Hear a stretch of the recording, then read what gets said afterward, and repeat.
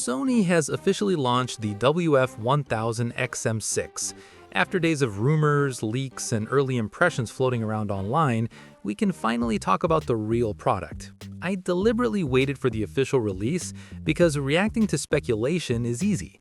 Evaluating the final hardware is what actually matters.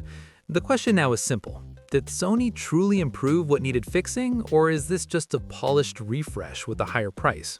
Let's begin with design, because this is where the change is immediately visible. Sony has moved away from the glossy, egg-shaped look of the previous model and replaced it with a more structured, pill-shaped body finished in matte. This is not just cosmetic. The glossy finish before looked premium, but felt slippery and constantly collected fingerprints. The matte coating feels more controlled in daily use. It's easier to grip, easier to adjust in your ears, and it simply feels more mature. The charging case has also been refined. It is slightly taller and now features flat top and bottom surfaces, meaning it can stand upright on a desk or a charging pad.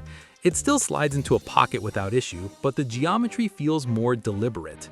A small but important improvement is the hinge, which is now metal instead of plastic. That suggests better durability over time for something that gets opened and closed every single day. Comfort is where things become more nuanced. These earbuds are larger than the previous generation. They sit taller in the ear and stick out more. For smaller ears, this could be noticeable. They are also not ideal for lying down against a pillow.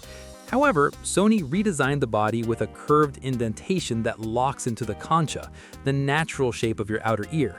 Instead of relying only on the ear tip seal, the earbud now anchors itself using your ear structure. In practice, this makes the fit more consistent. Even if you insert them slightly off angle, they tend to settle into position and maintain a proper seal. They do not feel like sport earbuds with wings, but for commuting and long listening sessions, they remain comfortable. Sony continues to include memory foam ear tips in 4 sizes. If you liked them before, nothing changes. If you preferred silicone, that experience remains the same as last generation. On the software side, Sony still leads in customization. The touch surface area is larger and easier to trigger accurately. Controls are fully configurable inside the Sound Connect app.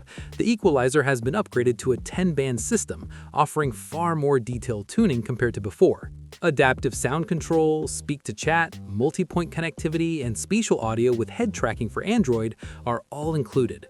Bluetooth remains at version 5.3 with support for SBC, AAC, LDAC, and LC3. Android users benefit from LDAC high-resolution streaming, while iPhone users are limited to AAC. Sony did not move to Bluetooth 6, which could matter years down the line, but 5.3 remains stable and widely supported today. Battery life is officially rated at 8 hours with active noise cancellation on and up to 24 hours with the case.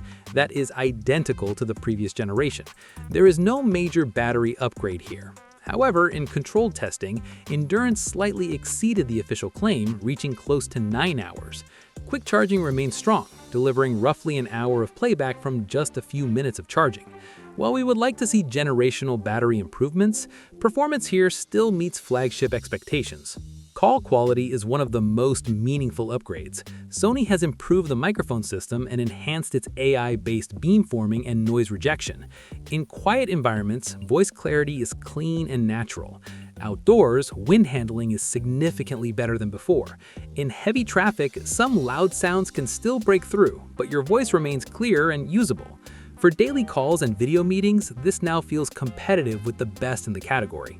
Active noise cancellation remains among the strongest in the true wireless space. Lab measurements show around an 88% average reduction in perceived loudness across frequencies. On paper, that sounds like a small improvement, but real performance matters more than numbers. Low-frequency sounds such as engines, buses, and air conditioning are heavily suppressed. Higher-frequency incidental sounds like keyboard clicks are also well controlled. Mid-range human speech still partially comes through, which is normal for earbuds of this size. The adaptive processor adjusts quickly as your environment changes, keeping the experience stable when moving from quiet rooms to busy streets. There is one minor annoyance. When adaptive control is enabled and you manually switch modes, the system can sometimes override your selection and return to automatic settings. It's not a major issue, but it does create slight friction for users who prefer full manual control. Sound quality remains the strongest reason to consider these earbuds. Out of the box, the tuning leans slightly warm when noise cancellation is enabled. Bass has depth and punch without overwhelming the mid-range. Kick drums feel tight. Bass lines feel full but controlled. Vocals are clear and forward, maintaining natural presence across genres. Instruments in dense tracks remain separated, suggesting improved driver control and lower distortion. Treble has a mild lift that adds clarity and detail. For most listeners, this creates energy and openness. Those sensitive to brightness may prefer slight EQ adjustments for long sessions. Interestingly, when noise cancellation is turned off, the sound profile becomes more neutral. Bass emphasis reduces, and the overall balance feels closer to flat. That gives users flexibility depending on environment and personal preference. Distortion handling appears improved compared to the previous generation. Complex mixes maintain composure at higher volumes. Stereo imaging feels spacious for an in-ear design, creating a sense of width that prevents music from feeling congested. These refinements contribute to the impression of maturity rather than reinvention. Connectivity remains reliable in daily use. Multi-point pairing between phone and laptop works smoothly. Switching between devices feels natural. In crowded urban environments, if you prioritize maximum audio quality over connection stability, you may occasionally experience brief signal drops. Adjusting the priority setting inside the app resolves this easily. Taken together, these earbuds do not represent a dramatic redesign of Sony's formula. Instead, they show a tightening of weaknesses. The microphones are stronger, the fit is more consistent, noise cancellation is slightly more refined, sound tuning is cleaner and more controlled. Battery life remains steady. The foundation is familiar, but execution feels more confident. At $330, expectations are high. For users who already own the previous generation, the improvements are real but incremental. For those upgrading from older models or switching brands, this delivers a complete flagship experience built around sound quality, strong noise cancellation, and deep customization.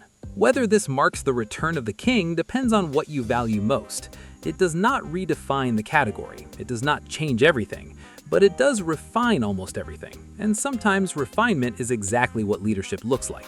Let me know in the comments what you think about these earbuds. This is it for today, and I will see you in the next one.